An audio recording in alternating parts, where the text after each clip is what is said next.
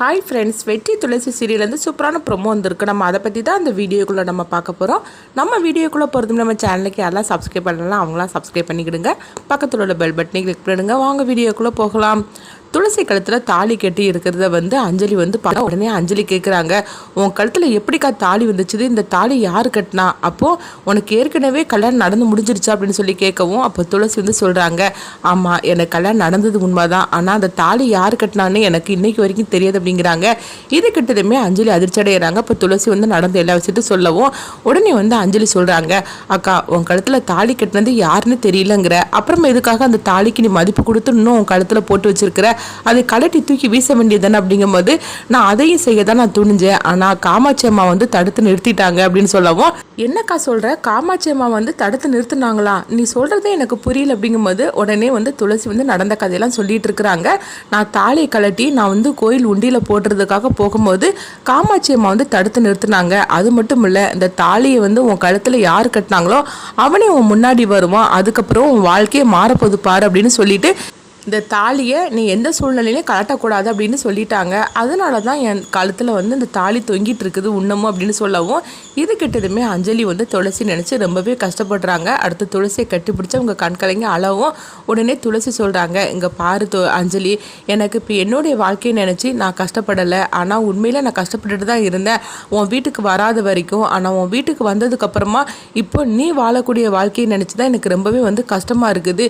இந்த மாதிரிக்கு ஒரு ஆள் கூட நீ மீதி இருக்கிற வாழ்க்கையை நீ எப்படி வாழ போகிறேன்னு எனக்கு தெரியல, உன்னை நினச்சா எனக்கு ரொம்பவே கஷ்டமாகவும் இருக்குது, பயமாகவும் இருக்குது அப்படின்னு சொல்லவும் உடனே அஞ்சலி சொல்கிறாங்க, அக்கா நீ என்னை நினச்சி வருத்தப்படாதக்கா, இதை நான் பார்த்துக்கிட்டுதேன், நீ ஒன்றும் பிரச்சனை இல்லைக்கா அப்படின்னு சொல்லும் போது, இல்லை அஞ்சலி, உன் வாழ்க்கையை பற்றி நீ சொல்ல எனக்கு ரொம்பவே பயமாக இருக்குது.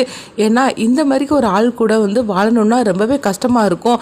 உன்னை இந்த அளவுக்கு அவர் வீட்டுக்குள்ளே பூட்டி வச்சு சித்திரவதை பண்ணிட்டு இருக்கிறாரு, ஆனால் இதை கொஞ்சமாக நீ வெளிக்காட்டாமல் நீ வாழ்ந்துக்கிட்டு இருக்கிறிய, இதை நினச்சாலே எனக்கு ரொம்பவே கஷ்டமாக இருக்குது.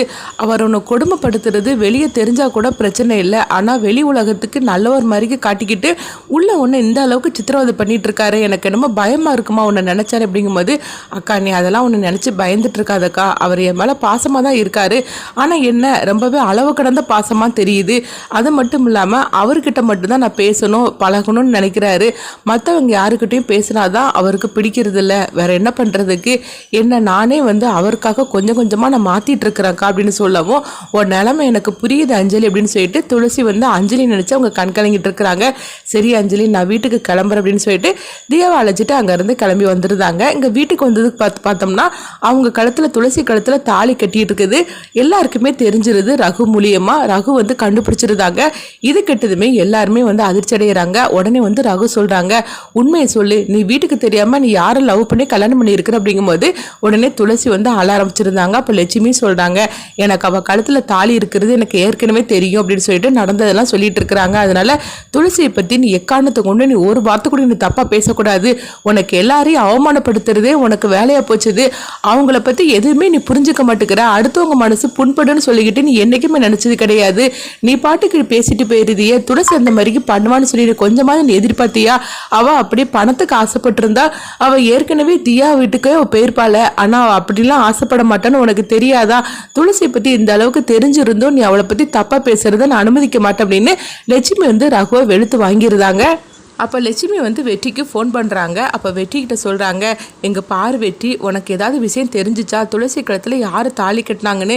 ஏன்னா துளசி கழுத்தில் தாலி இருக்கிற விஷயம் எங்கள் வீட்டில் எல்லாருக்குமே தெரிஞ்சு போச்சுது, இதனால பெரிய பிரச்சனையாகவே நடந்து போயிட்டு இருக்குது, அதனால தான் கேட்குறேன், நீ கண்டுபிடிச்சி கொடுக்குறேன்னு சொன்னியே, நீ கண்டுபிடிச்ச ஏதாவது ஒரு துப்பாத கிடச்சிதான்னு சொல்லி கேட்கும்போது அப்போ வெற்றி சொல்கிறாங்க, இல்லைக்கா நான் அதை பற்றி தான் கண்டுபிடிச்சிட்ருக்கேன், கூடிய சீக்கிரமாகவே நான் கண்டுபிடிச்சிருவேன், நீங்கள் ஒன்றும் கவலைப்படாதீங்கக்கா அப்படின்னு சொல்லிட்டு அவங்க ஃபோனை வைக்கிறாங்க. ஃபோனை வச்சதுக்கப்புறமா வெற்றி ரொம்பவே குழப்பத்தோடு இருந்துட்டு இருக்கும்போது அப்போ அங்கே மீனாட்சி வராங்க. என்ன வெற்றி என்ன ஆச்சு அப்படின்னு சொல்லி கேட்கும்போது, இல்லை துளசி வீட்டில் இந்த மாதிரிலாம் பிரச்சனை நடந்துட்டு இருக்குதான் அப்படின்னு சொல்லவும், சரி சரி நீ ஒன்றும் கவலைப்பட்டுட்டு இருக்காது அப்படின்னு சொல்கிறாங்க.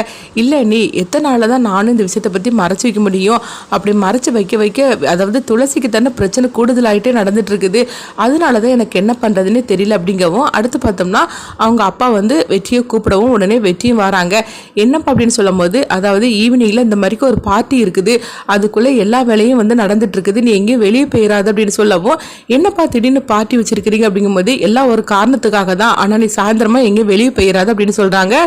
அடுத்து பார்த்தோம்னா ஈவினிங்கில் வந்து பார்ட்டி எல்லாமே ரெடியாகிடுது. அதுக்கு அவங்க கூப்பிட்ட எல்லாருமே வரவும் இங்கே பார்த்தோம்னா வித்யா அவங்க அப்பா அவங்க எல்லாருமே வந்துருந்தாங்க.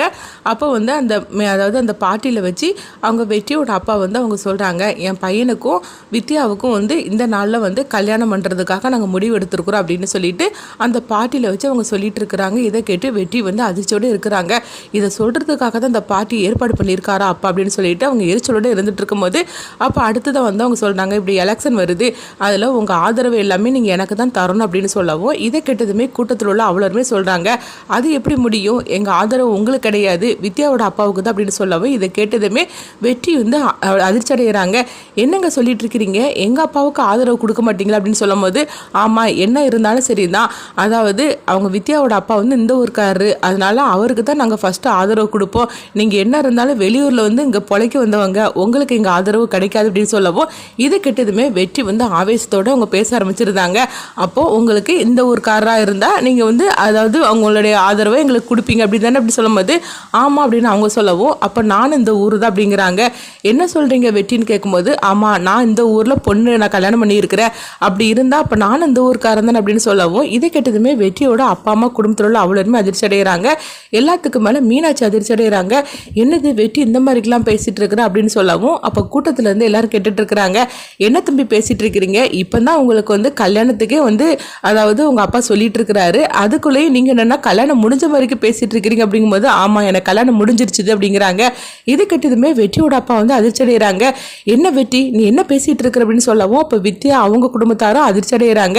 உங்கள் பையன் என்ன பேசிகிட்டு இருக்காரு அப்படின்னு வித்யாவோட அப்பா சொல்லும் போது, கொஞ்சம் அமைதியாக இருங்க சம்மந்தி அப்படின்னு வெற்றியோட அப்பா சொல்கிறாங்க. எங்கள் பார் வெற்றி என்னது இந்த மாதிரிலாம் வளரிட்டு இருக்கிற அப்படின்னு சொல்லும் போது, ஆமாப்பா இந்த ஊருக்காராக இருந்தால் தானே நம்மளுக்கு வந்து ஆதரவு கிடைக்குன்னு சொன்னாங்க, அப்போ நான் இந்த ஊரில் தான் நான் வந்து கல்யாணம் பண்ணியிருக்கிறேன், அப்போ அந்த ஆதரவு நம்மளுக்கு தானே தரணும் அப்படிங்கவும், இங்கே பார் வெட்டி இப்படிலாம் நீ வளரிட்டு இருக்காது அப்படிங்கும்போது, இல்லைப்பா எனக்கு கல்யாணம் முடிஞ்சிருச்சு அப்படிங்கிறாங்க.